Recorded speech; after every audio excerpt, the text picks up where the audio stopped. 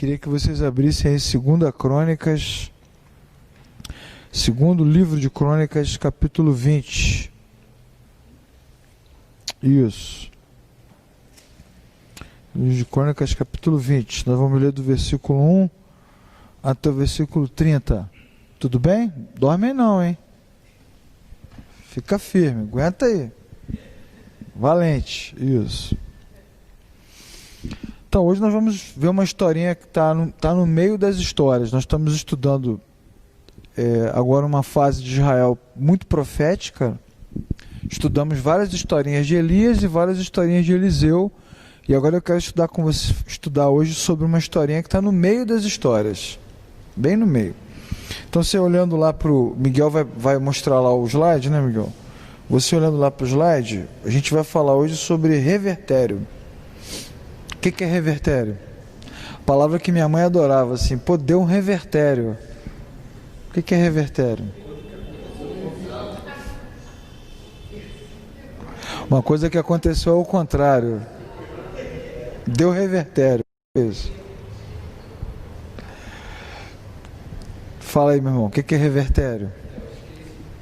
É isso que ele falou. É o que ele falou? É como diria minha filha, filósofa, deu treta, né? Uma palavra mais comum para revertério é reviravolta. Então nós vamos falar de uma situação tranquila que de repente virou uma situação caótica. Estava tudo tranquilo, né? Você estava vivendo a sua vida tranquilamente, recebendo o seu dinheiro, tal, de repente greve dos bancos, acabou. Situação caótica, agora você não consegue fazer mais nada.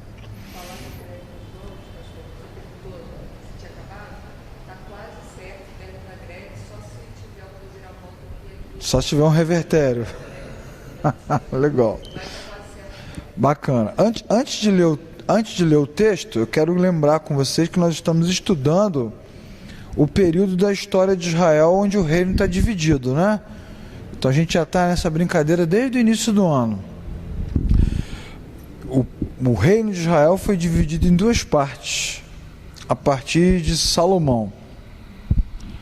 Então, o filho de Salomão, que é Roboão, ficou com duas tribos, duas partes, e Jeroboão, nós estudamos a beça que não era ninguém, ficou com 10 partes. E aí começa uma tradição de reis. Uma tradição de reis, aproximadamente no ano de 931 a.C., começa uma tradição de reis gigantesca. E essas histórias vão acontecendo paralelamente. Quando você lê os textos bíblicos, os textos não estão arrumados, porque a Bíblia não tem uma proposta cronológica. Então ela não conta a história arrumadinha. Se você não prestar muita atenção nos textos, você se confunde. Às vezes uma história vem antes, às vezes vem depois.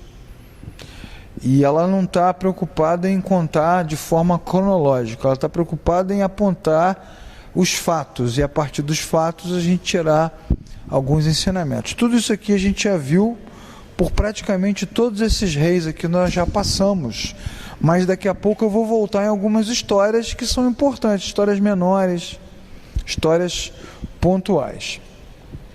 O rei que nós mais citamos aqui, até agora, de janeiro até agora, foi Acabe, que está na coluna da sua... Você está olhando para lá, né? Está na coluna da direita lá.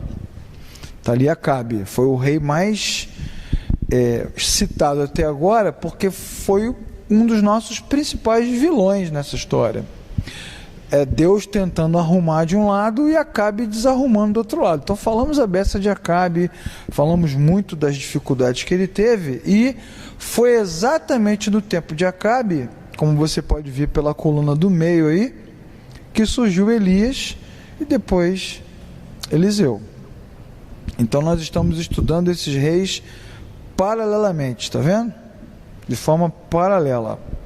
Por que está escrito ali casa de Onre, casa de Jeú? Porque à medida que o rei ia morrendo, acabava, né? Então a casa de Jeroboão acabou em Nadab. Aí muda o rei, muda a família, acabou a casa, né? Acabaram os descendentes.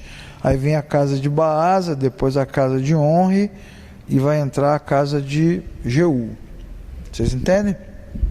Acaba os descendentes, aí levanta uma outra monarquia com outros descendentes. Nós estudamos bastante já várias historinhas de Elias e de Eliseu.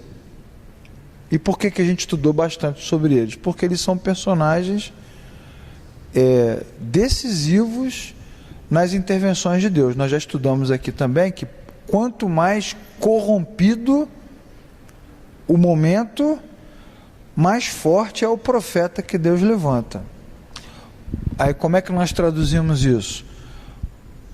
Para densas trevas, para uma situação de densas trevas, Deus levanta poderosa luz. E os profetas são a luz de Deus, né, andando, se movendo, apontando. Hoje eu quero meditar um pouquinho com vocês sobre a história de Josafá. Josafá, que foi um rei assim, bem bacana. Tá bom?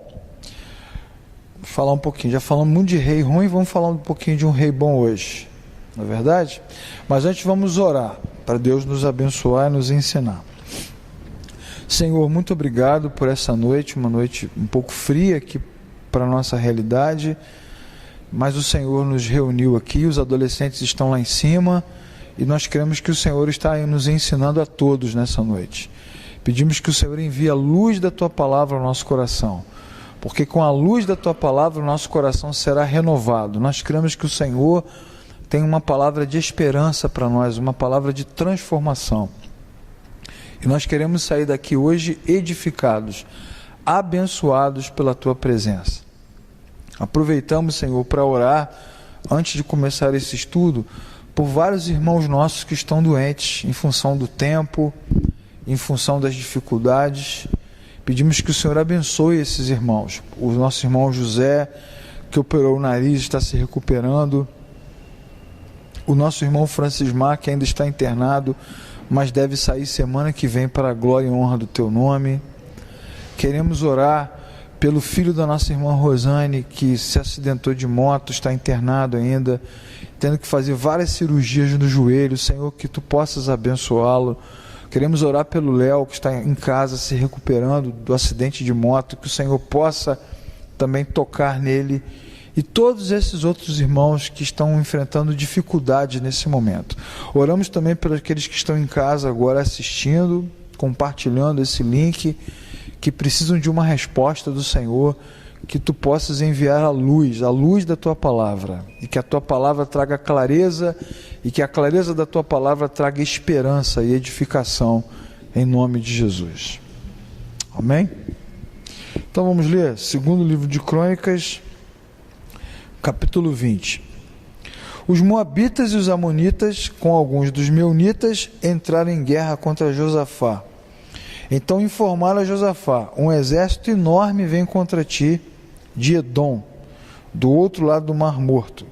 Já está em Hazazon Tamar, isto é, em Engede. Alarmado, Josafá decidiu consultar o Senhor e proclamou um jejum em todo o reino de Judá. Reuniu-se o povo vindo de todas as cidades para buscar a ajuda do Senhor. Então Josafá levantou-se na assembleia, no templo do Senhor, na frente do povo, e orou: Senhor, Deus dos nossos antepassados, não és Tu o Deus que está no céu? Tu governas sobre todos os reinos do mundo. Força e poder estão em Tuas mãos, e ninguém pode se opor a Ti. Não és Tu o nosso Deus, que expulsaste os habitantes desta terra perante Israel, e a deste para sempre aos descendentes de Teu amigo Abraão? Eles a têm habitado e nela construíram um santuário em honra ao Teu nome, dizendo: se alguma desgraça nos atingir, seja o castigo da espada, seja a peste, seja a fome, nós nos colocaremos em Tua presença diante do templo, que leva o Teu nome, e clamaremos a Ti na angústia, e Tu nos ouvirás e nos salvarás. Agora estão aqui os amonitas, os moabitas e os habitantes dos montes de Seir, cujos territórios não permitiste que Israel invadisse quando vinha do Egito. Por isso os israelitas se desviaram deles e não os destruíram. Vê agora como estão nos retribuindo, ao virem nos expulsar da terra que nos deste por herança. Senhor, não irás julgá-los? Não temos força para enfrentar esse exército imenso que nos ataca. Não sabemos o que fazer, mas os nossos olhos se voltam para ti. Todos os homens de Judá, com suas mulheres e seus filhos, até os de escolo, estavam de pé diante do Senhor. Então o Espírito do Senhor veio sobre Jaziel, filho de Zacarias, neto de Benaía, bisneto de Jeiel, trineto de Matanias, levita, descendente de Asaf, no meio da assembleia. E ele disse: escutem, todos os que vivem em Judá e em Jerusalém, e o rei Josafá, assim diz o Senhor: não temam, nem fiquem desanimados por causa desse exército enorme, pois a batalha não é vossa, mas é do Senhor. Amanhã desçam contra eles, eles virão pela subida de Ziz, e vocês encontrarão no fim do vale, em frente ao deserto de Jeruel. E não precisarão lutar. Tomem suas posições, permaneçam firmes e vejam o livramento que o Senhor lhes dará. Não tenham medo nem se desanimem, saiam para enfrentá-los amanhã, e o Senhor estará com vocês. Josafá prostrou-se rosto em terra, e o povo de Jerusalém prostrou-se em adoração perante o Senhor. Os levitas, descendentes dos coatitas e dos coreitas, levantaram-se e louvaram o Senhor, o Deus de Israel, em alta voz.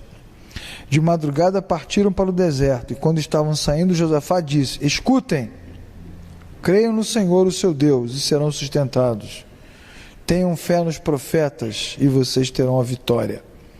Depois de consultar o povo, Josafá nomeou homens para cantar ao Senhor e louvar o esplendor da sua santidade, indo à frente do exército e cantando: deem graças ao Senhor, pois o seu amor dura para sempre. E quando começaram a cantar e a entoar louvores, o Senhor preparou emboscadas entre os homens de Amon e Moabe e dos montes de Seir que estavam invadindo Judá, e foram derrotados. Amonitas e moabitas atacaram para destruir e aniquilar. Depois de massacrar os homens de Seir, destruíram-se uns aos outros. Quando os homens de Judá foram para o lugar de onde se havia visto o deserto e olharam, viram somente cadáveres no chão. Ninguém escapou. Então Josafá e seus soldados saquearam os cadáveres e encontraram grande quantidade de equipamentos e roupas e objetos de valor. E foram 3 dias o dia dos despojos, e ainda haviam mais do que era capazes de levar. E no 4º dia se reuniram no vale de Beraca, onde louvaram o Senhor. Por isso até hoje é chamado Vale de Beraca. E depois, sob a liderança de Josafá, os homens de Judá e Jerusalém voltaram alegres, pois o Senhor lhes enchera de alegria, dando-lhes vitória sobre os seus inimigos. Entraram em Jerusalém, foram ao templo do Senhor ao som de liras, harpas e cornetas. E o temor de Deus veio sobre todas as nações, quando souberam como Deus havia lutado contra os inimigos de Israel. E o reino de Josafá se manteve em paz, pois Deus lhe concedeu paz em todas as suas fronteiras. Amém? Legal.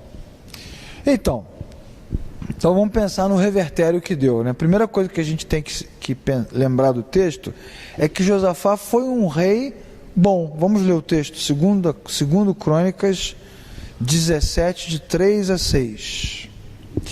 Segundo Crônicas 17, de 3 a 6. Então, por favor, alguém abra.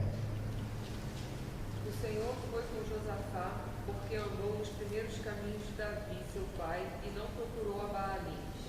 Antes procurou ao Deus de seu pai e andou nos seus mandamentos, e não segundo as obras de Israel. O Senhor confirmou o reino nas suas mãos, e todo Judá deu presentes a Josafá, o qual teve riquezas e glória e abundância. Tornou-se-lhe ousado o coração em seguir os caminhos do Senhor, e ainda tirou os altos e os postes ídolos de Judá. Então, teoricamente, ele foi um crente fiel, você concorda? Foi um rei que andou segundo os caminhos do Senhor. Se a gente fosse seguir a regra do senso comum, o que é o senso comum? Você faz tudo certo, o que acontece?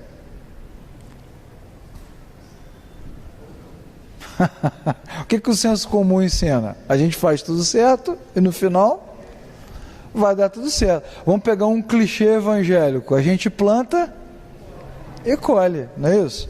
que é clichê mesmo? O que é um clichê? Hã? Isso. O que era o clichê? Vocês lembram o que era clichê? Clichê era uma forma que você fazia para fazer um carimbo, ou para fazer uma imagem. Manda fazer um clichê, que era aquilo um padrão, ficar sempre igual. Então o clichê é uma ideia padrão formada que a gente nem questiona, porque todo mundo entende da mesma forma. Então, se a gente pensar no senso comum, né, fez tudo certo, vai dar tudo certo. Plantou, colheu. Igual o camarada ontem que estava dando entrevista lá na televisão, que ele precisou operar a esposa. Vocês viram no jornal? 17 mil a cirurgia. Tranquilo, ele juntou o dinheiro, prevenido, né? Tudo certo, tem o dinheiro na conta. O problema é que tem a greve, ele tem o dinheiro, mas não pode tirar. Aí ele estava em crise lá, assim, como é que eu vou fazer agora? Viu? Fez tudo certo, se preparou, se preveniu. O que ele não contava era com o famoso revertério, a reviravolta. Então, é fato que às vezes a gente faz tudo certo, mas de repente as coisas não dão certo. Então, o que o texto vai nos ensinar? Que a reviravolta na vida é uma coisa imprevisível. E a Bíblia vai nos ensinar que o crente de verdade, o cristão, ele precisa se preparar para as situações de imprevisibilidade. Nem o mais certinho e organizado foge do imprevisível. Algumas coisas imprevisíveis são boas, né? Você não esperava e de repente tudo funciona. Nossa, nem esperava, deu tudo certo. E algumas coisas imprevisíveis não dão certo, né? Então o que diz o versículo 1 e 2? Que estava tudo bem, que Josafá era um rei legal, temente a Deus, trabalhando, se esforçando, comprometido, mas mesmo assim chegou a notícia que vários exércitos inimigos se juntaram para destruir Israel. Então, às vezes, a gente está lá na nossa vida, caminhando e tal, e de repente chega uma má notícia. Não é verdade? Isso acontece, né? Você está lá tranquilão, de repente você vê uma manchinha no seu braço, tal, pô, vou no médico ver, deve ser só uma alergia. Aí vem uma má notícia. Pô, não devia ter ido no médico, o cara pensa, não devia ter perguntado, né? Estava lá no emprego, né? Eu me lembro que ano passado, acho que foi ano passado, a gente tinha um rapaz aqui na igreja, que não está mais aqui, entre nós, que compartilhou com a gente lá no projeto de base, que ele, naquela época que começaram as demissões no Brasil, né, que o chefe dele chamou ele no canto e falou assim, você é especial, você é maravilhoso, você é espetacular, você é lindo, fofo, cabelo de algodão, você é perfumado, tal, não sei o que, e eu conto contigo, você é meu braço direito. Ele foi para casa, dormiu em paz, igual um neném. No dia seguinte ele foi mandado embora. Aí ele ficou, sabe com quem que ele ficou com raiva? De quem que ele ficou? De quem que ele ficou com raiva? De Deus. Ele disse pra gente assim, Deus me abandonou. Dormiu igual um neném naquela noite, tranquilo, tal, acordou. Por essa ele não esperava, né? Por essa ele não esperava. Igual o dia que você sai atrasado de casa, tal, não sei o que, pai, o ônibus enguiça. Por essa você não esperava, né? Não esperava, cara, e agora? Como é que pode? De quê? De dar azar?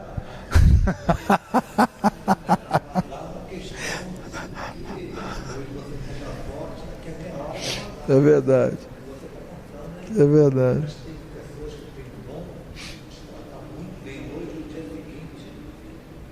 Isso é uma outra discussão, né? Isso é um outro assunto, né? É o caso do camarada lá. Mas assim, o problema todo é que ele ficou em paz e não esperava o inesperado, mas o inesperado vem. O inesperado acontece. E o texto está dizendo. O que o texto está nos ensinando? Logo no iniciozinho de cara, não se fie na sua justiça, né? Está fazendo tudo certo, né? Andando, caminhando, fazendo tudo direito, agindo com correção. Então Deus vai me favorecer. o fato de haver inimigos cercando Israel, isso não significa que Deus desfavoreceu Josafá.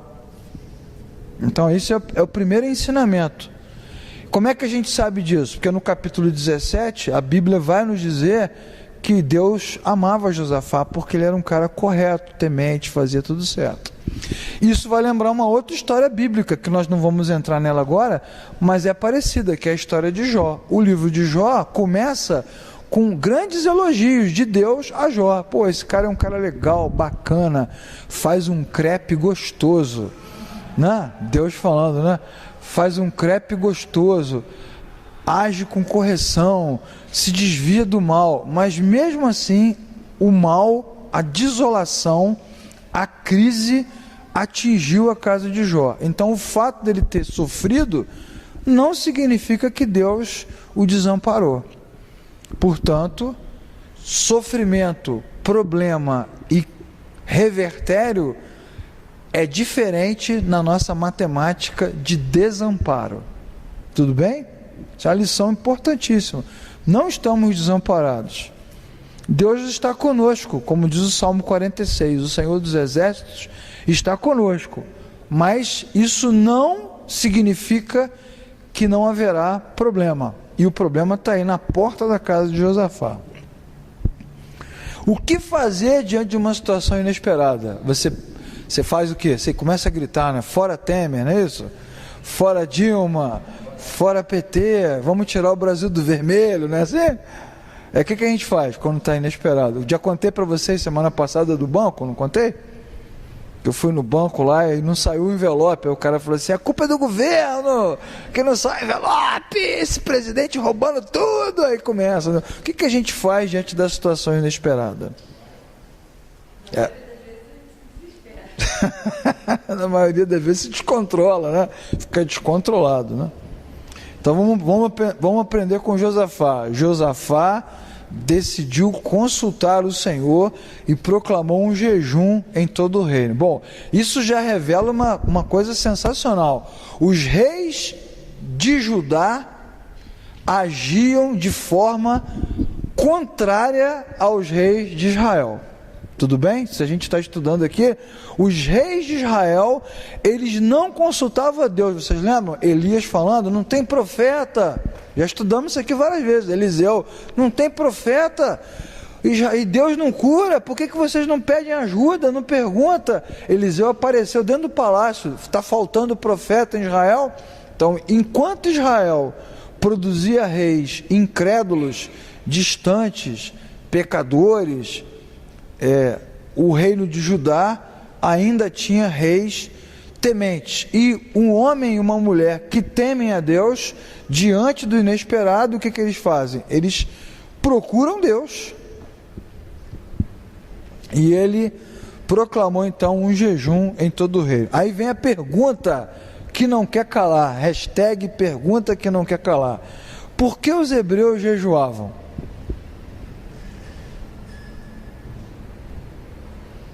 E agora, valendo um Honda Civic 2017, já todo equipado, para obter uma resposta de Deus, né? Por que os hebreus jejuam? Para obter uma resposta de Deus. E nesse caso aqui deles, é um jejum completão, né? A gente vai falar dele já. Por que? Para obter uma resposta, para se consagrar. O que é? What do you mean about consagrar? O que é consagrar? Mas o que? O que vocês acham? Por que os hebreus jejuavam?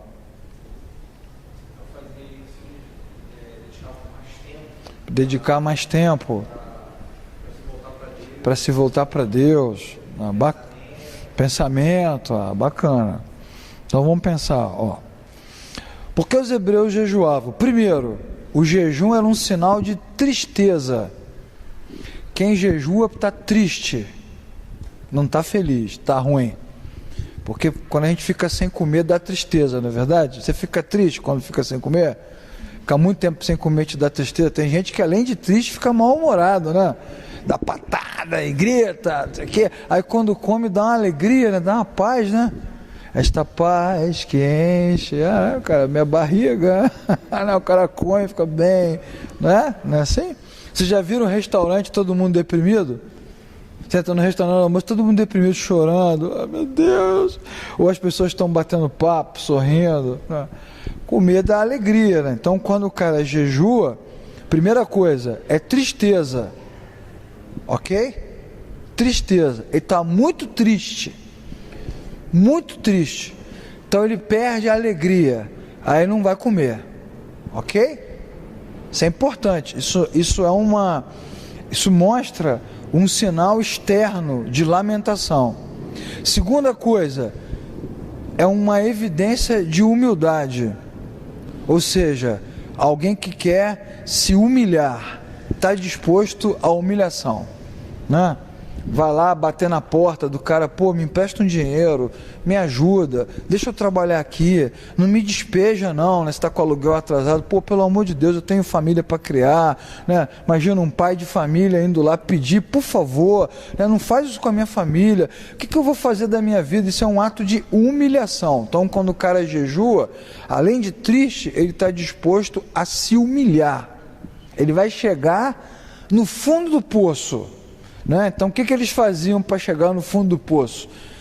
Rasgava a roupa, se descabelava, jogava terra em cima da cabeça, se jogava no chão, deitava no chão, botava a cara no pó. Não era um ritual religioso, entendeu? O jejum não era um ritual, o jejum não tinha nada a ver com religião, o jejum tinha a ver com humilhação. O cara não sabe o que fazer, está desesperado, tá igual esse cara aí. Imagina esse cara querendo dinheiro para operar a mulher, o médico falando assim: se eu não operar ela amanhã, ela morre. Aí ele vai lá na Caixa Econômica, lá na sede da Caixa Econômica, e rasga a roupa, e se descabela, e joga pó em cima, e bota a cara no chão e grita. Ele está desesperado e está disposto a se humilhar, ele vai até o limite da humilhação.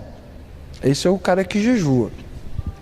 Terceiro lugar, ele demonstra arrependimento, ele vai pedir perdão por tudo, por ele, pela família, pelo passado, pelos avós, vai pedir perdão por tudo. Me perdoa, eu não quis, por favor, não faça isso. É um ato de arrependimento, ele está assim amargurado, entende? Tristeza, humilhação, amargura. Por último, é um ato de desespero. Quem vai nos ajudar? No versículo que nós lemos aqui, vamos abrir o versículo aqui para a gente lembrar. Versículo aqui atrás, Não. Eu quero falar da oração.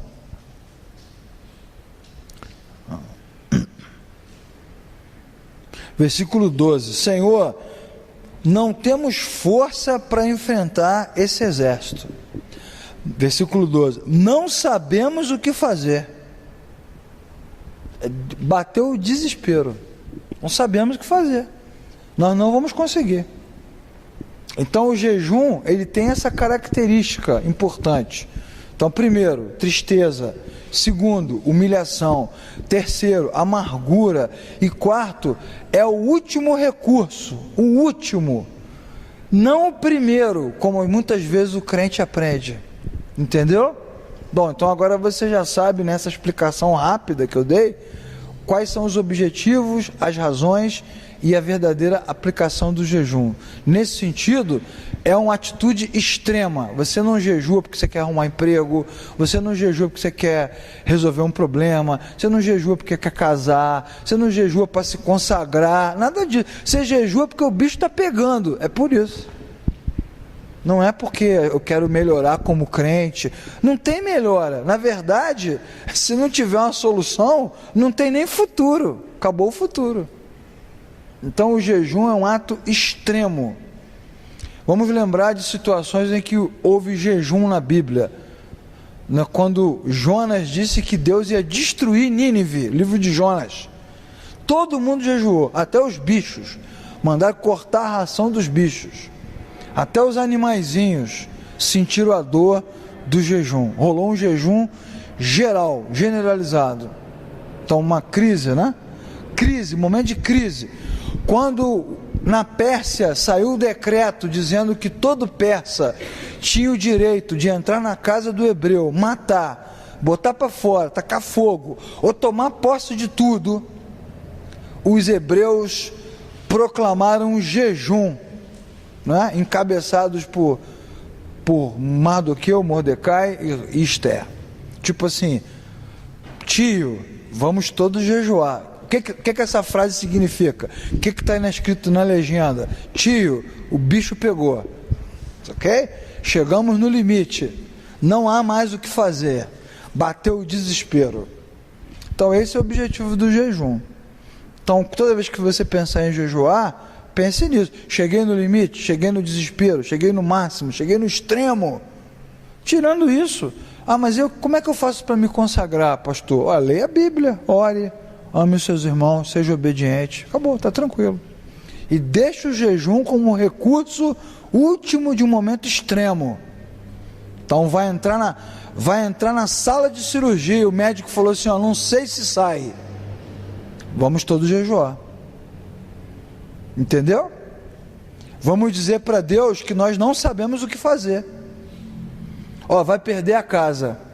Se não pagar amanhã eu vou tomar a casa. Vamos todos jejuar. E o mais legal no texto, quem está proclamando o jejum? Josafá. Quem é Josafá? Um rei que andou corretamente diante de Deus. Está vendo? Então o jejum é proclamado por aqueles que estão lúcidos. É o desespero do lúcido. Não é o desespero do ímpio, do não crente, do cara que está com a vida toda torta e de repente jejua porque quer salvação. Não. É o desespero do cara que está andando do lado de Deus e quer ajuda. E Deus vai socorrer. Isso é muito legal, né? Porque às vezes a gente pega os textos, mistura tudo, e aí você conhece um cara que nem crente nem crê em Deus, ou crê mais ou menos. Não, você tem que jejuar para Deus te dar vitória. Ele está falando de quê, cara? Não significa nada. Só confunde a cabeça das pessoas. O jejum está ligado a um ato de desespero, onde a gente vai bater na porta de Deus e vai falar assim, se o Senhor não ajudar, vai acabar. E Deus sabe que é isso mesmo. E Deus espera que o seu povo o busque dessa maneira. Ou seja, sabendo que Ele é o último recurso. Porque se Deus é o nosso último recurso, meu irmão, está tranquilo. Você concorda nisso? Se o nosso último recurso é Deus, está tranquilo. Porque Deus, Ele é onipotente. O problema é quando ele é um recurso paralelo, ok? Pois não.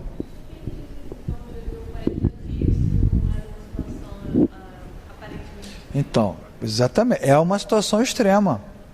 Ele está numa situação extrema. Ela perguntou sobre o jejum de Jesus, né? É uma situação extrema.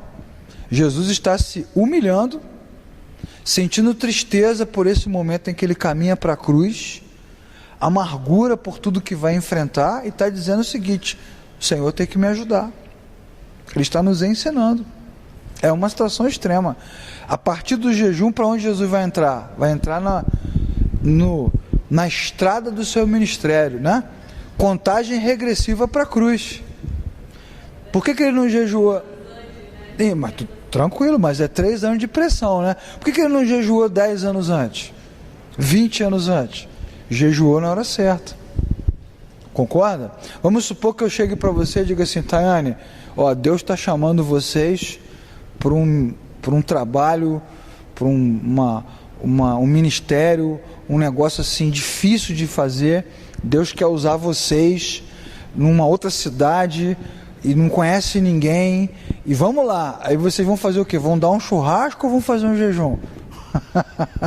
Imagina se eu chego aqui pro Júlio e digo assim: Júlio, Deus está chamando você para o ministério pastoral, a igreja reconhece o teu chamado, nós vamos orar por você e você vai ser pastor. Ele vai dar um coquetel ou vai fazer um jejum? Imagina se eu chegar aqui para o Sérgio e falar assim: Sérgio, Deus está chamando você para nos ajudar com a igreja, ser um gestor, você vai lidar com família. Ele vai fazer o quê? Vai cantar um hino ou vai fazer o jejum? O jejum mostra que nós estamos desesperados. Por quê? Porque nós não sabemos o que fazer. E a obra de Deus, nós não sabemos como fazer, porque a obra é de Deus, não é nossa. E todas as vezes que a gente esquece isso, mete os pés pelas mãos. Então eu espero que o Júlio, na iminência de ser ordenado, fique jejuando até o dia da ordenação. Tipo, Senhor, eu não sei o que fazer, me ajuda, anula, acaba com isso, me mata, me leva embora.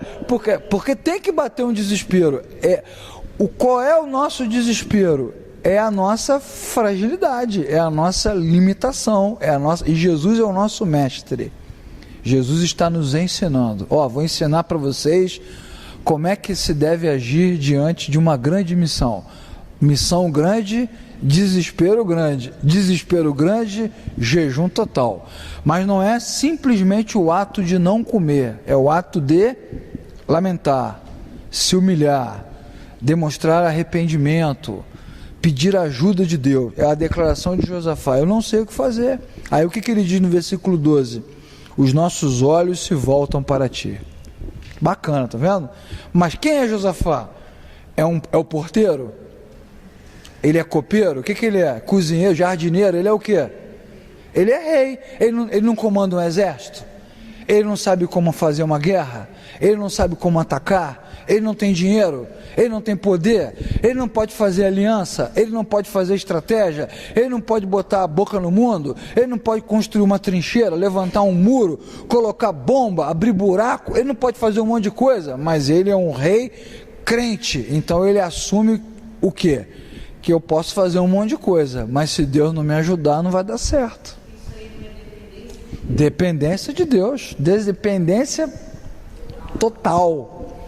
Mas é a dependência demonstrada por alguém que tem poder, que tem dinheiro, que tem força, tá vendo? Não é Isso foi muito bom o que a Beth falou, porque às vezes a ideia de dependência está associada à pobreza e à nossa falência, né? Cara, você tem que depender de Deus. O cara está duro, quebrado, doente, aí realmente depende de Deus. Só que fala, Francisco.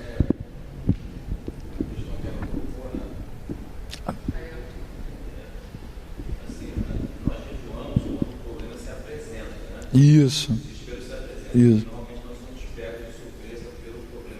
Verdade, que é o caso aqui.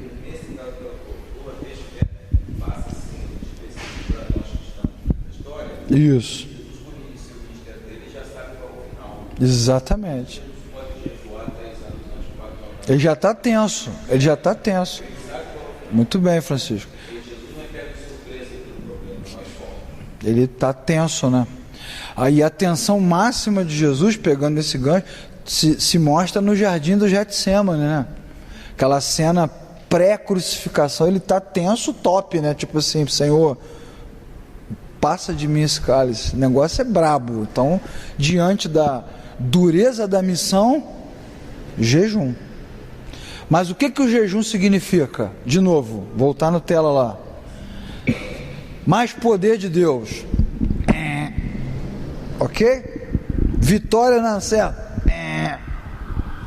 Não, vamos jejuar porque o anjo vai voar aqui. Não, vamos jejuar por quê? Porque não sabemos o que fazer. Precisamos da ajuda de Deus. Só Ele pode nos socorrer. É o que Jesus está nos ensinando. Ele é o nosso mestre. Para um negócio brabo desse, só Deus mesmo para ajudar.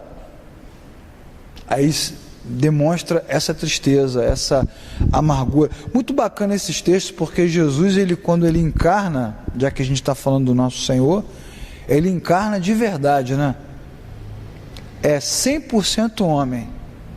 Então no casamento ele sorri, mas diante da cruz ele chora, porque não é para rir, é para chorar. Nós ficaríamos desesperados, ele fica também.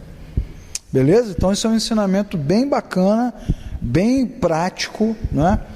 Apele para o jejum quando você não souber o que fazer. Acabou tudo, não sei mais o que fazer, apela para o jejum. né?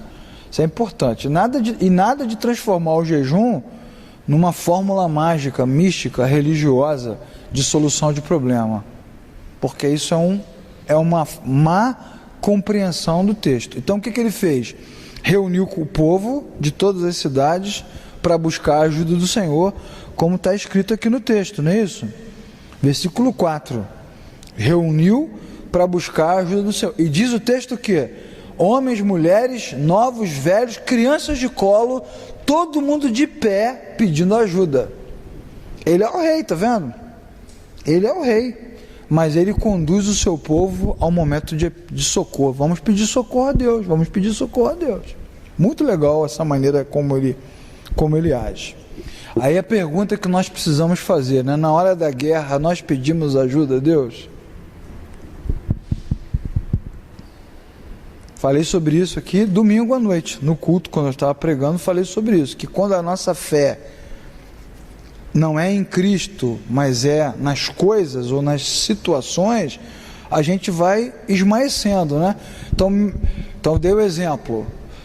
Quando as crianças demoravam a chegar em casa, há 30 anos atrás, os pais oravam: Senhor, tem misericórdia, onde estão os nossos filhos? Hoje ele manda um WhatsApp. Falei domingo aqui, né? Quando o camarada ficava doente e não sabia o que fazer, a família orava: Senhor, agora vamos procurar um especialista. Dificilmente a gente ora. Por quê? Porque quanto mais confortável a nossa vida fica e quanto mais soluções a gente tem ao nosso alcance, menor é a nossa disposição em pedir ajuda a Deus. Aí expliquei aqui domingo, é por isso que a Europa esfriou, é por isso que os Estados Unidos esfriou, e nós também estamos nos caminhos do esfriamento, porque muitas vezes na nossa cabeça a fé está associada apenas às situações de desespero, mas a Bíblia nos mostra aqui que Josafá amava a Deus quando estava tudo bem antes, e ama a Deus agora quando ficou tudo ruim. A fé dele não está em situações de desespero, a fé dele está em Deus. Quando a nossa fé está em Deus, nós pedimos ajuda a Deus em qualquer circunstância. Quando a nossa fé só brota no momento da crise, a gente vai resolvendo e não pede ajuda, não pede ajuda. Então isso é uma coisa importante, uma lição legal do texto. Deus tem prazer quando percebe que o seu povo deseja ajuda. Como diz o texto que vocês conhecem: clama a mim e responder-te-ei. Pedi, dar-se-vos-á. Batei e abre-se-vos-á. É isso. Quem pede, recebe. Quem busca, acha. Buscai ao Senhor. Há vários textos que dizem: eu me apresento, eu me revelo, aqueles que de madrugada, que cedo me buscam, me acharão. Então vários textos vão mostrar que Deus tem prazer quando o seu povo se inclina para Ele. Senhor, nos ajude, Senhor, nos dê a direção, Senhor, nos mostre o que fazer, né? Mas nós pedimos ajuda, Senhor, ou só pedimos ajuda nos momentos de crise, né? Então, a despeito dos caos, das derrotas, do vazio no coração, da falta de fé, às vezes, ausência de resposta, Deus nunca foi nem jamais será surpreendido. Ele está governando. Não é isso que o Josafá diz? Versículo 6: Senhor, não és tu o Deus que está no céu? Tu governas sobre todos os reinos do mundo. Viu? Ele sabe. É a oração de um crente, tá vendo? Ele sabe. Do tipo assim, como assim os caras chegam aqui e fazem o que querem e não pediram autorização ao Senhor? Não pode, o Senhor governa. Então Deus está governando sobre todos os reinos do mundo, Josafá crê, não é? Às vezes Deus se cala, mas Ele também fala. Por isso, diante do obstáculo, devemos crer que o Deus dos impossíveis pode fazer o impossível acontecer. Às vezes Deus se cala, mas Ele também fala. Então Josafá, diante do silêncio, o que ele fez? Insistiu, e Deus falou. Isso não significa que Ele não está governando. O fato de Deus às vezes não falar, não quer dizer que ele não está governando. Ele está governando de forma absoluta. Ok? Então vamos meditar. Deus foi honrado, reconhecido como único Senhor e Salvador. E o nome disso é quebrantamento.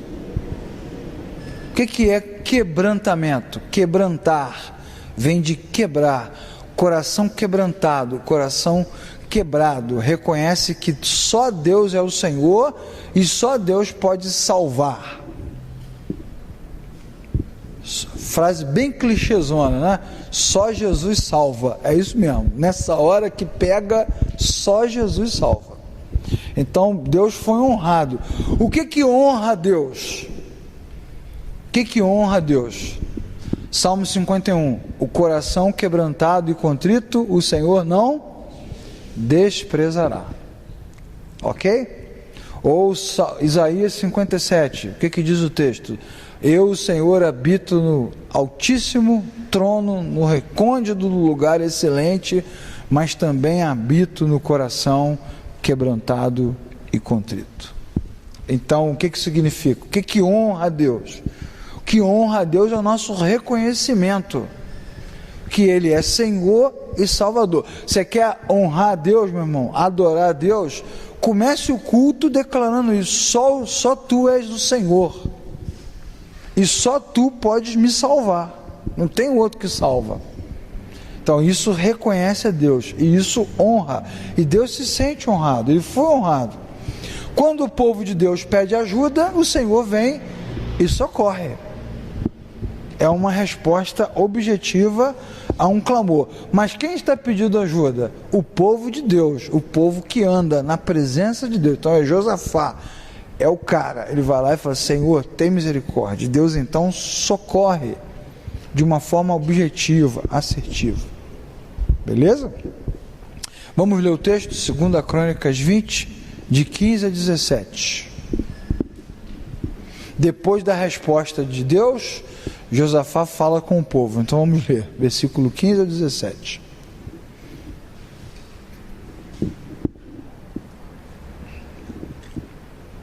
Quem achou pode ler, por favor.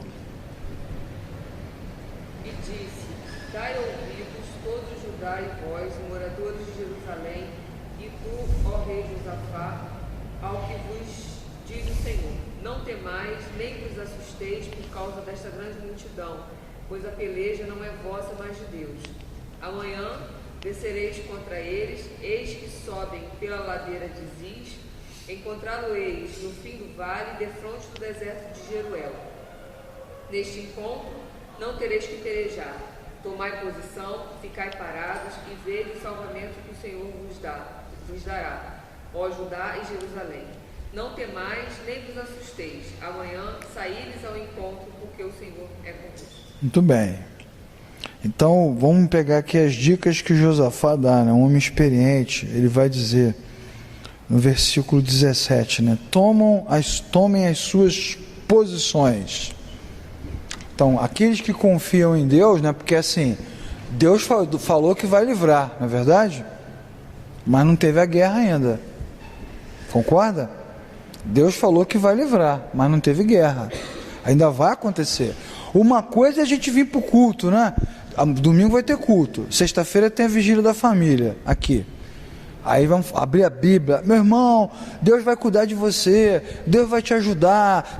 Aí todo mundo vai dizer, aleluia, é verdade. Uma coisa é a gente falar. Outra coisa é encarar a batalha. São coisas diferentes. Não é? E na hora da batalha, você não pode recuar. Você tem que ficar na posição. Vocês lembram que algum tempo atrás, não sei nem quanto tempo já faz, aquele transatlântico lá bateu na Itália? Foi na Itália, não foi? O transatlântico bateu, né? E vocês lembram o que aconteceu com o comandante do transatlântico? Ele vazou. Tem um lema que diz que o capitão é o último, não é isso? Abandonar o navio. Mas no caso dele, ele estava mais para capitão brasileiro do que para capitão europeu, né? Ele vazou.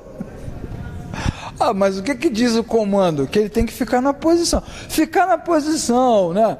Em velocidade cruzeiro, né? Com o frescor do ventinho, né? A banda tocando, a comida rolando, é tranquilo. Ficar na posição na hora que o bicho pega é o desafio. Ele tem que ter ficado. Tem um áudio do cara gritando com ele: volta, volta, seu covarde. Já viram? Volta, volta. Então. Pois é. Aí a gente chega aqui do púlpito, né? Fala assim: meu irmão, Deus está te chamando para o trabalho, persevere, né? Ore. Isso é lindo, bonito, mas na hora que vem a dificuldade, aí essa situação é colocada à prova. Então o que Josafá está dizendo? Ó, a batalha é de verdade, é exército de verdade, tem espada de verdade, é tudo de verdade. Então tomem as suas posições, fiquem na posição. Ele monta um esquema, né? A gente continua lendo o texto ali, ele monta um esquema, ele chama os levitas, bota os levitas na frente, ele prepara o clima do tipo assim, o clima da vitória, né? Mas eu fico imaginando qual a música que eles cantaram, que a minha vitória tem sabor de mel, de repente. Ele prepara o clima da vitória, tá? Mas a vitória ainda não aconteceu. Vai ter a guerra. Então tem que ficar na posição, não pode correr. Não. Semana passada eu citei aqui um trecho do livro do Tolkien que virou filme, né? O Senhor dos Anéis. O Senhor dos Anéis é uma trilogia. E o meu livro favorito é As Duas Torres, é o segundo. E tem a cena lá que o mago, o Gandalf, vai dizer pro soldado: o negócio é o seguinte, a batalha vai ser vencida ao amanhecer. Ele vai dizer para ele: me aguarde ao amanhecer, quando o sol nascer, você olha para a montanha que você vai me ver, a batalha vai ser vencida. Mas é o seguinte, você tem que lutar até de manhã. Não pode recuar, fortaleça os homens, segura a onda. Aí ele fala assim: não, deixa comigo. E ele luta a noite toda, porque assim, a batalha está rolando. Então, aí vem o clichê, né? Meu irmão, a vitória é certa, né? Ou como diz as canções, né? A vitória é certa em nome de Jesus. A vitória é certa, mas não vai ser fácil chegar lá não, vai ser difícil. A vitória é certa. Como a nossa vitória na eternidade é certa, mas nós não chegamos ainda lá. Não é? Na teologia a gente tem uma frase para isso, que é uma frase que foi cunhada pelo John Stott: já estamos salvos, mas ainda não chegamos lá. É o famoso já e ainda não. É o já e ainda não. Então Deus já deu a vitória, mas o Josafá está dizendo: ainda não, ainda não. Não pode comemorar antes do juiz apitar, só pode comemorar quando acabar. Mantenha posição. Então isso é firme para nós, né? Fica na posição. Qual posição?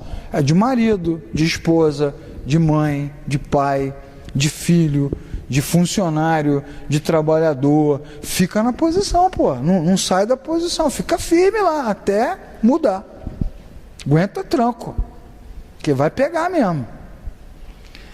Vai pegar. E veja o livramento. Então, o que o texto vai nos ensinar? Que o crente tem que ter perseverança e adoração. E é assim que nós somos. Nós seguimos perseverantes, glorificando a Deus. Todo culto a gente glorifica a Deus. Obrigado, Senhor, pela tua misericórdia, por aquilo que o Senhor tem feito, por aquilo que o Senhor fará. Nós vamos agradecendo, mas continuamos lá, vamos embora. Todo dia de novo, um dia de cada vez. Jesus sabia que ia para a cruz, não sabia? 33 anos que levou, não podia ter levado 33 minutos, mas foram 33 anos, um dia de cada vez. A vitória era certa. A vitória na cruz era certa, mas ele teve que ser cravado lá, não foi fácil não. Vitória certa, mas ele foi cravado, ele sangrou, ele morreu. Vitória certa, mas tem um preço. Então o que a gente tem que fazer? Manter a posição e ações de graças. Manter a posição e ações de graça. E quando a gente não aguentar a ação de graça? Jejum, humilhação, amargura. Senhor, me ajuda. E o jejum tem essa expressão. Ok? Aí vem a frase famosa, que é sempre a frase que a gente lembra, né? A batalha pertence ao Senhor. Tá, mas a batalha, né? A batalha, ou seja, tem batalha.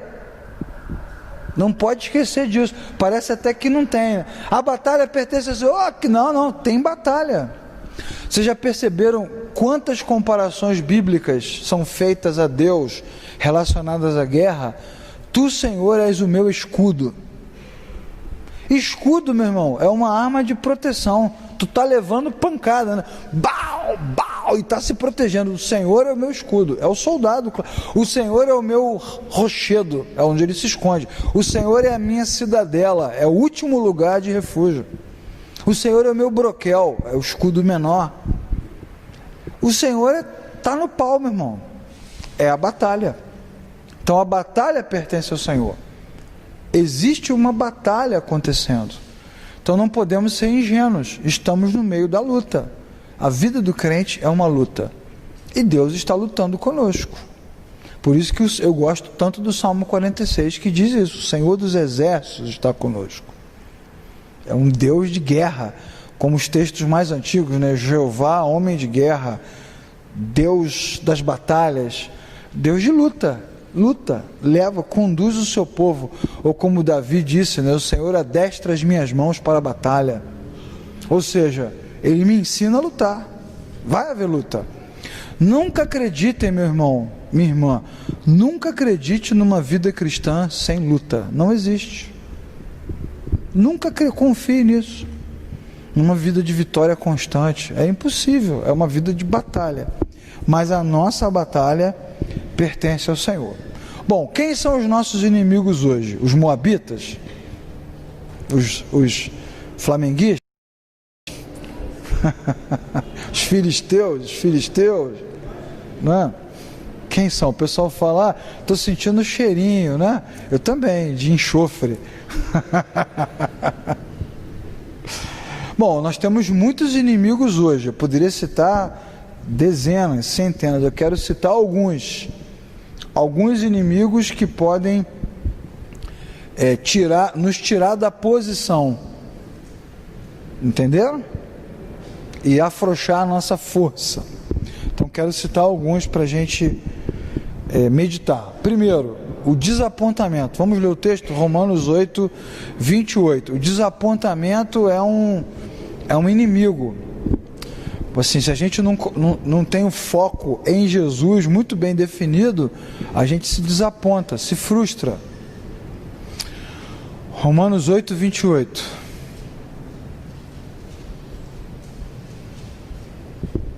O que diz lá no texto?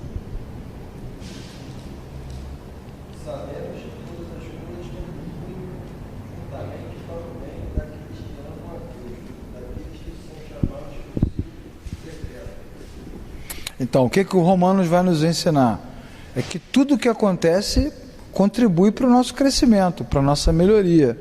Então, a gente tem que enfrentar o desapontamento com coragem. Porque o desapontamento quer saber? Que se dane, não vou fazer mais nada. Chega, estou cansado. Aí você fica frustrado. Você cria uma expectativa na igreja, no pastor, na religião, na empresa, no negócio, e aí se desaponta com pessoas. Então esse é um inimigo. Não é um moabita, não tem uma espada na mão, mas tem um balde de água fria em cima de você. Você fica... Então é um inimigo a ser enfrentado de frente, para você não sair da posição. Outro inimigo, o desencorajamento. Você fica frustrado e aí você perde a coragem, fica fraco, fica desanimado. Vamos ler o texto de Deuteronômio, capítulo 1, versículo 21 e versículo 28.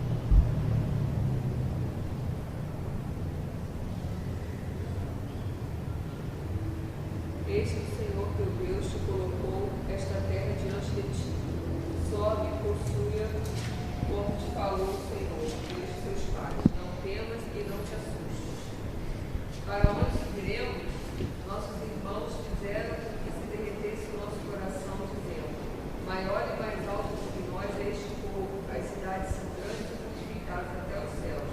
Também inimigos ali os inimigos dos Amalequitas. Então, O texto de Deuteronômio é um texto bem significativo. O versículo 21 mostra Deus fazendo promessas. Não, entrem, tomem posse, aproveitem, sejam abençoados, abençoem, frutifiquem, trabalhem, realizem, vai dar tudo certo, nós estamos juntos. Mas aí o que acontece? Um monte de gente fica com medo de avançar e só reclama, só coloca empecilho. Aí o que o versículo 28 vai dizer? Os nossos irmãos derreteram o nosso coração. Eles ficaram desencorajados. Desencorajamento é um negócio sério. Você vê que foi Deus que disse.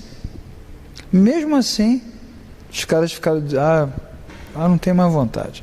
E a igreja, né, pegando a igreja como modelo, as comunidades, você tem tantos irmãos capacitados sentados no banco, porque eles desencorajaram, eles não têm mais coragem, não querem mais, desanimaram. Não tem mais vontade não. Rapaz, mas você pode. Não, mas desencorajou. Então é um inimigo grande. Ele encerra, né?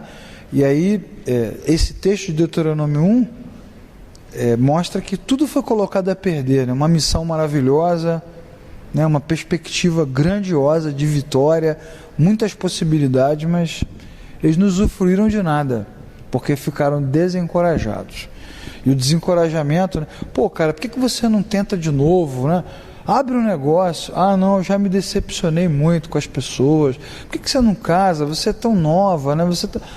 Não, eu fiquei muito desanimado. E desencoraja. Você não vai, cara. Vai no médico. Não, todo mundo me engana. Aí desencoraja. Isso é um inimigo muito grande, muito forte a ser vencido. Outro inimigo é o desespero.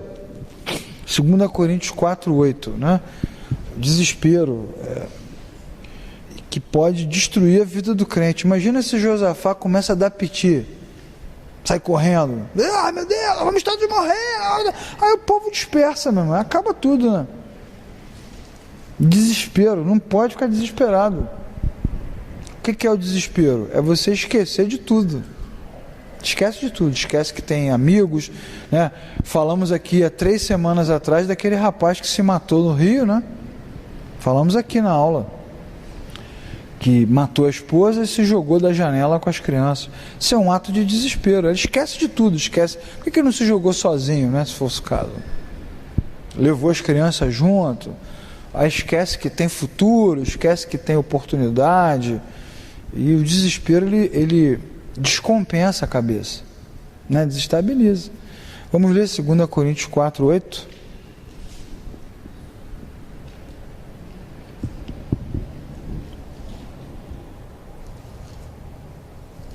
Quem achou pode ler. Somos atribulados, porém não angustiados, perplexos, porém não desanimados. Viu? Angustiados, não, atribulados, né? Porém não angustiados. Se alguém tem uma versão mais nova? Sofremos pressões de todos os lados, mas não estamos arrasados.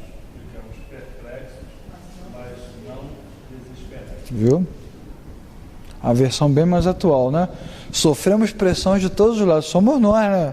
Esse versículo é bem a gente, né? Sofremos pressões de todos os lados, mas não nos arrasamos. A gente fica perplexo, mas não se desespera. Esse rapaz que eu contei aqui, né? Você foi mandado embora. O cara ficou perplexo, mas ele entrou em desespero. Então o desespero é um inimigo, porque faz a gente cometer loucuras, né, ultrapassar os limites. Dúvida também é um inimigo, né? Dúvida. O crente não pode ter dúvida. Vamos ler o texto, Gênesis 3, de 1 a 5. Soninho? Tá com soninho? Tá quase acabando, tomou o remédio. A culpa é do remédio, é isso mesmo. Gênesis 3, essa é a resposta padrão. Hoje eu perguntei para uma estrela, está com sono? Não, tomei um anti-inflamatório, tomei um antialérgico, o cara... Não, mas antialérgico dá sono mesmo. Gênesis 3, de 1 a 5. Ora, a serpente era o mais astuto de todos os animais que foram por sua cruzamento. E ela disse à mulher: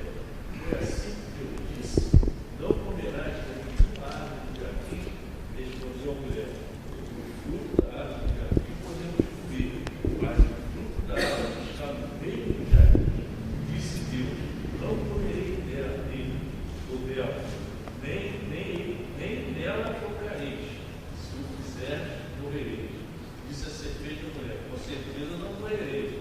Na verdade, Deus sabe que no dia que comer desse fruto, vossos olhos se abrirão e sereis como Deus, conhecendo o bem e o mal. Se Eva fosse baiana, ela diria, oxe, né? Ele botou minhoca na cabeça dela, né? O que Deus falou mesmo? Eu fico imaginando ela sentada e passa assim, o que Deus falou mesmo? Não pode comer de nenhuma árvore. Ela pensou assim, peraí cara, você me confundiu. Não foi isso que ele falou não, ele falou que é só aquela. Não pode comer, senão a gente morre. Não, morre nada. Ih, conversa. Na verdade, ele sabe que você vai se dar bem. Ela falou assim, pô, mentiroso, né? Deus me enganou. Botou dúvida. Bom, mas quem é que tinha falado com ela antes? Foi o Bolsonaro que falou com ela? Foi o Jean Willis? Quem foi que falou com ela? Foi Deus, cara. Foi um político? Foi o Renan Calheiros? Foi Deus que falou. Foi Deus que falou, não tem problema, posso falar os nomes todos, tudo nome público, não tem problema nenhum. Não é? Foi Deus que falou, não tem problema, não tem problema. Foi Deus que falou, foi Deus, e Deus é digno de confiança, mas meteu dúvida no cara, meteu dúvida, e a dúvida não foi só nela, né? A dúvida foi na raça humana, os dois caíram. E a dúvida é um inimigo. Se eles tivessem ficado, não, Deus falou isso aqui e tal, né? Eu citei os políticos, porque os políticos eles não são dignos de confiança, né? Você não acredita neles, né? Mas em Deus a gente acredita, né? Tem um videozinho do Malafaia falando mal do Freixo, já viram? Tal. Em tudo quanto é lugar. Até aqui, se eu levantar aqui, sai um vídeo do Malafaia. Ele falando mal do Freixo. Aí acharam um vídeo dele agora falando mal do Crivella na outra eleição. Quer dizer, pô, não foi? Você viu também? É uma confusão. Você vai acreditar em quê, né? Mas Deus não. Deus é digno de confiança. E coloca a dúvida. A dúvida é o inimigo. Então, por exemplo, você está lendo a Bíblia, né? Você está lendo a Bíblia, o pastor está pregando, ou alguém está ensinando, você está lendo, aí senta uma pessoa do seu lado e fala, não é isso aí não, cara. Ou frase maldita, né? Não é isso aí não. Se a pessoa quisesse te ajudar, te edificar, para começo de conversa não ia falar nada, né? Ficar quieta. Se quiser te ajudar, ajuda depois. Mas né, você está ali concentrado, aprendendo, lendo, não é isso não é nada disso. Não é bem assim, aí mete a dúvida na sua cabeça, aí já era, botou a Bíblia em dúvida, acabou. Vamos crer em quê? Vamos acreditar em quê? Né? E hoje nós estamos vivendo, hoje de tarde eu estava conversando com o irmão, a gente está vivendo a cultura do escândalo, né? Está tudo em dúvida, nada é confiável. Então a gente está vivendo a cultura do escândalo. É tudo mentira. Ou seja, é tudo mentira até que alguém consiga provar que alguma coisa é verdade. Quando deveria ser o contrário, né? É tudo verdade, a não ser que a gente prove que não é. Mas nós estamos vivendo a cultura da mentira. E se nós estamos vivendo a cultura da mentira, nós sabemos quem é o pai da mentira. Porque Jesus assim declarou. Outro inimigo terrível é a distração. Vamos ler Mateus 14, 30.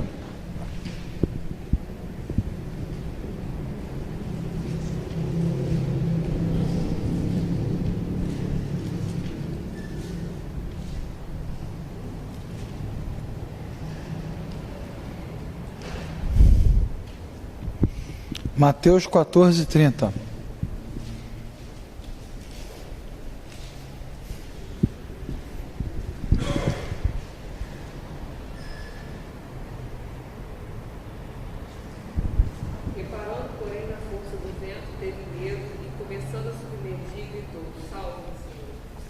Então, essa é a passagem que fala de Pedro, né? Quando Jesus fala assim, mestre, manda-me, Pedro fala, me manda aí contigo, Jesus andando lá, tirando onda, né? Levitando em cima da água, aí Jesus fala assim, vem, e ele vai, e a Bíblia diz que no meio do caminho ele se distrai, de alguma forma, com outras coisas que chamam a atenção dele, e ele tem medo, distraiu. E a distração é um problema. Nós convivemos com pessoas diferentes, lugares diversos, variações, e muitas dessas coisas nos distraem e desviam o coração. A distração pode ser desde a mídia até as pessoas, até os livros, tudo nos distrai, né? Coisas que são paralelas, né? Vão distraindo a nossa mente, a gente não consegue mais entender o que a gente está falando. E hoje, isso é um estudo, né, da pós-modernidade, o pensamento não é mais linear. Então o que acontece? A gente está conversando com a pessoa, tem 30 assuntos ao mesmo tempo, né? Eu tento sempre fazer isso de vez em quando, vocês veem, né? A pessoa fala um negócio e, pô, mas isso aí é outro assunto, né? Eu vou dando as pausas, assim. Mas isso aí que você falou é outro assunto. Vai emendando um assunto no outro. Isso mostra a nossa capacidade de distração. Não é verdade? Quando a Bíblia está sendo pregada no culto, quantos irmãos conseguem ficar focados no que está sendo dito? Qualquer coisa distrai. Qualquer coisa distrai. E isso pensando no culto, mas a gente pode pensar em outras coisas, né?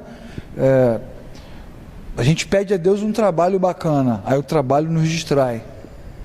A gente pede a Deus uma casa legal, aí aquilo consome o nosso tempo, nos distrai. A gente pede a Deus um ministério, aí Deus dá, aí aquilo nos distrai, ou seja, desvia o nosso foco. E isso pode se tornar um inimigo na nossa vida. A gente nem percebe que não tem mais um foco bem definido. Outro inimigo, a corrupção, né? Que pode ser por trapaça, pode ser por mudança de foco, né? Ou encobrir alguma coisa, ou pode ser engano mesmo, a gente não é o que deveria ser. 2 Coríntios 4:2. Um outro inimigo, deixar o coração corromper, né? Quantos reis nós já estudamos aqui que começaram bem e se corromperam? Vários, até Davi, vários. Um inimigo, né? Foi uma pedra de tropeço para a vida deles. Vamos ler o texto, 2 Coríntios 4:2. Pode ler. Pelo contrário, rejeitamos as coisas que por vergonhosas figuram, não andando com astúcia, nem adulterando a palavra de Deus. Antes, nos recomendamos a consciência de todo homem na presença de Deus pela manifestação da verdade. Viu? A verdade, né? Verdade em todos os sentidos, né? Deve ser a nossa busca e não a corrupção. Ah, a corrupção é inevitável? Não, ela não é inevitável, ela vai acontecendo e a gente tem que ir bloqueando ela. Vai percebendo, né? Nossa, estou me desviando aqui, e tem que tratar esse negócio. Outro inimigo é a procrastinação, né? Agir com negligência, dar pouca importância, deixar para depois, colocar Deus em segundo lugar, procrastinar, deixar para lá. Salmo de 119:60.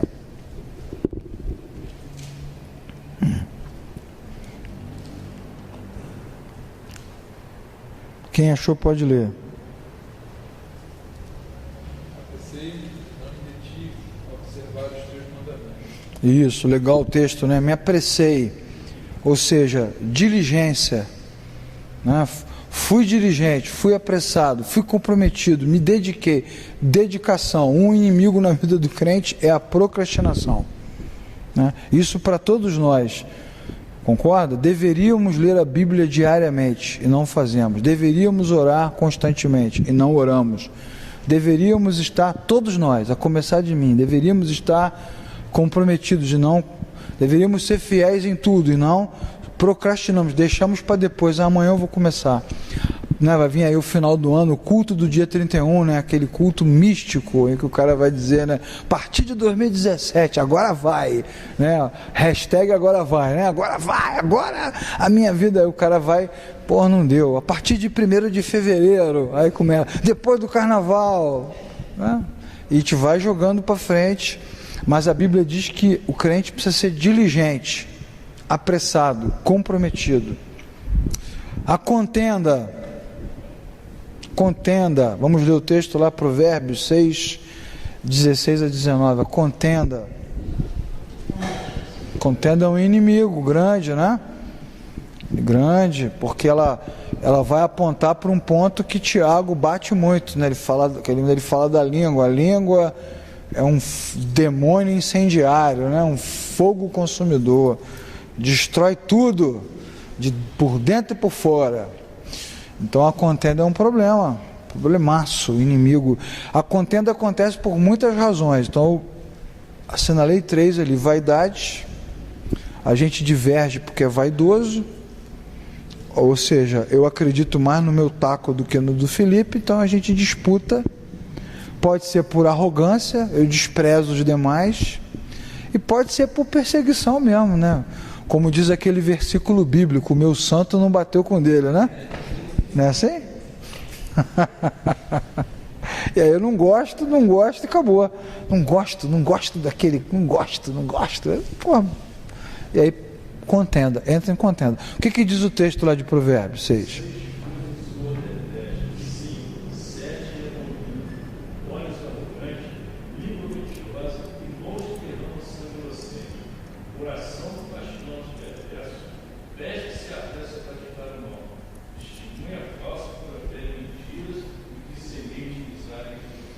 Seis coisas Deus detesta, tudo ruim, né?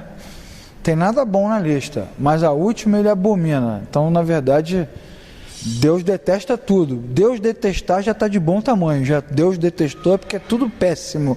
Mas aí na última ele dá uma ênfase para dizer que ele detesta ao cubo, né? Detesta top, total, aquele que semeia contenda entre os irmãos. Isso é um inimigão, né?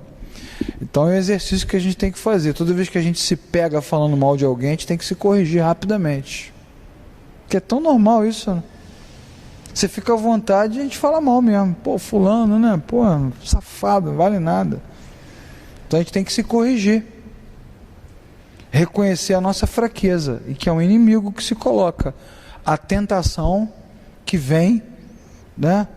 E nos leva, nos conduz a apontar as falhas. Pô, fulano, né? Fulano tem que morrer, cara. Isso é a maldade do nosso coração. Isso é um inimigo, porque vai nos destruir de alguma forma. Vai gerar o mal. Salmo 101, versículo 5.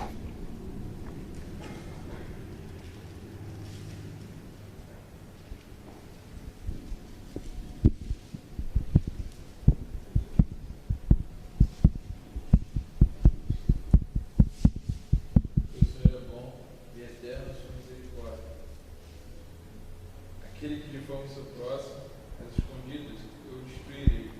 Aquele que tem olhar altivo, coração soberbo, não suportarei. Pesado esse negócio, né? Aquele que difama o seu irmão, eu o destruirei. Esse tipo de texto deve nos causar profundo temor, não é verdade? Rola um Jesus Maria José. Então tomem suas posições e vejam o livramento. Como é que é tomar posição? Perseverança e ações de graças. No caso dos israelitas, foram contra os moabitas. No nosso caso, pode ser qualquer uma dessas coisas aí, ou outras, ou todas. Contenda, corrupção, vaidade, desencorajamento, dúvida, são todos inimigos que precisam ser enfrentados. Como é que a gente enfrenta? Toma posição, fica firme, ações de graças, agradece a Deus, vamos lá. Por quê? Porque a batalha existe. Entretanto, o que a Bíblia vai dizer? Que a batalha pertence ao Senhor.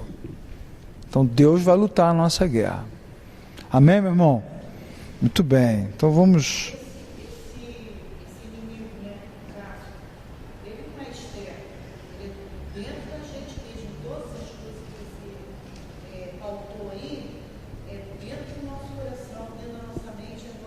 Dentro e fora, dentro e fora. Isso, dentro e fora, porque às vezes é dentro só, mas às vezes se concretiza, se manifesta na nossa convivência.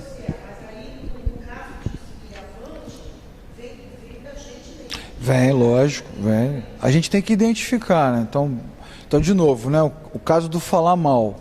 Então eu sento com o Felipe e a gente começa a falar mal da igreja, da outra igreja. Então a gente tem que se corrigir. Se corrigir, como é que a gente se corrige? Perseverando em obedecer. Assim, pô, olha só, a conversa não está boa não, vamos encerrar essa conversa. Normal.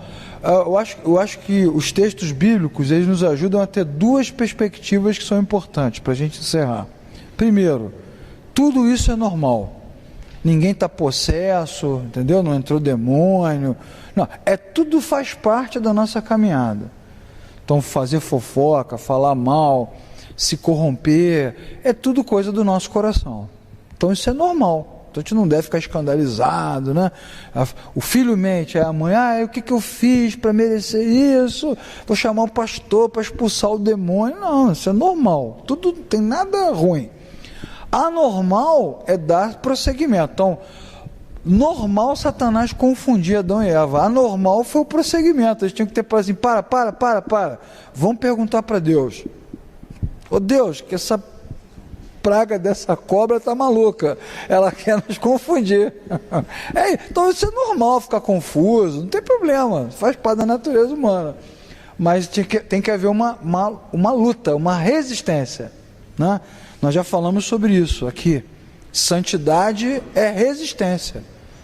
Mais do que qualquer movimento, ser santo é resistir, é perseverar, é lutar contra esse negócio. Então, quando a Bíblia diz a batalha pertence ao Senhor, a Bíblia está nos dizendo que há uma batalha. É uma batalha em amplo desenvolvimento, mas ela pertence ao Senhor, ou seja, Deus vai nos ajudando o tempo todo. Como é que Ele nos ajuda? Do jeito que a gente fez aqui. A própria Bíblia vai nos dando sinais. Se não, isso não pode, isso não vai dar certo. Faz dessa forma. Então Jesus nos ensina, né? Como é que você entra no ministério? Humilhado, rastejando, pedindo socorro. Isso é um ensinamento.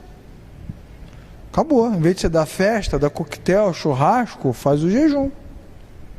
Se humilha lá, pede misericórdia. Não vou conseguir. Então são ensinamentos importantes que nos apontam por um caminho. A vida do crente é uma caminhada, né? É uma caminhada.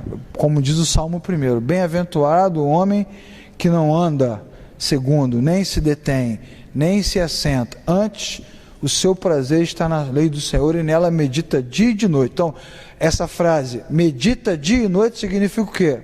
É uma caminhada, é uma rotina, né? E ele faz isso diariamente. Então, se ele mantiver essa rotina, lá na frente, ele será como uma árvore plantada. Então, a árvore tem que crescer, tem que ganhar força. Para ela dar fruto na estação, rolou um tempo, né? Rolou um tempão já, não foi assim, rapidinho. Tem um processo acontecendo. Beleza? Como diz os meninos.